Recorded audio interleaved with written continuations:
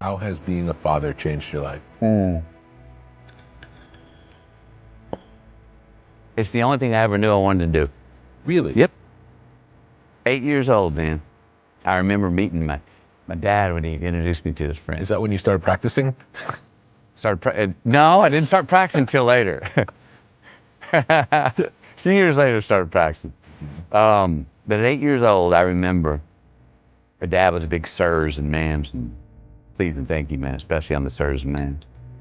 And I remember him introducing me to these two guys that I later found out were his hitmen. And I remember we were in Oak Forest Country Club parking lot. Dad had lunch in the 19th hole there. And they had black suits on and shades. And the sun was in my eyes. I looked up. I shook their hand. Nice to meet you, sir. Nice to meet you, sir. And something happened in that moment. Maybe it's the fact that they also look like, men in black guys, but also something came up in that conversation that they had kids. And it hit me that every male that my dad had introduced me to had made me say that I said sir to, they were fathers. And in that moment, I went like, oh, that's how you make it in life. That's what success is. And maybe again, it was the men in the suits with the shades, but I was like, wow, oh, that's it. And that was always clear to me, where I wanted to be a father. And for a while there, I didn't know if I was ever going to find a woman that I was going to get married to. I kind of wanted that, but once I let myself off the hook of believing that's how it had to be, that's when I found her. Yeah. When she showed You up. stopped looking. Yeah.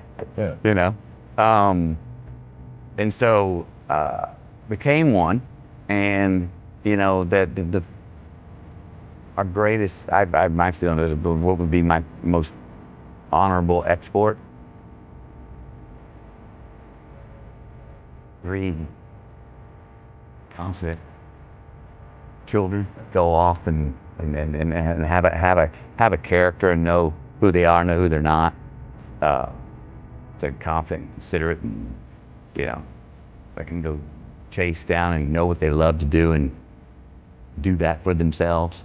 And what they do for themselves also happens to be good for other people. Well, that would be that would be my most honorable thing. If I could be, I have this dream, and I don't share it with them, but my goal would be that later on in life, when my kids 30 years from now, that I can be counted as, on one hand, as they could say my dad's one of my best friends. Oh, that's beautiful.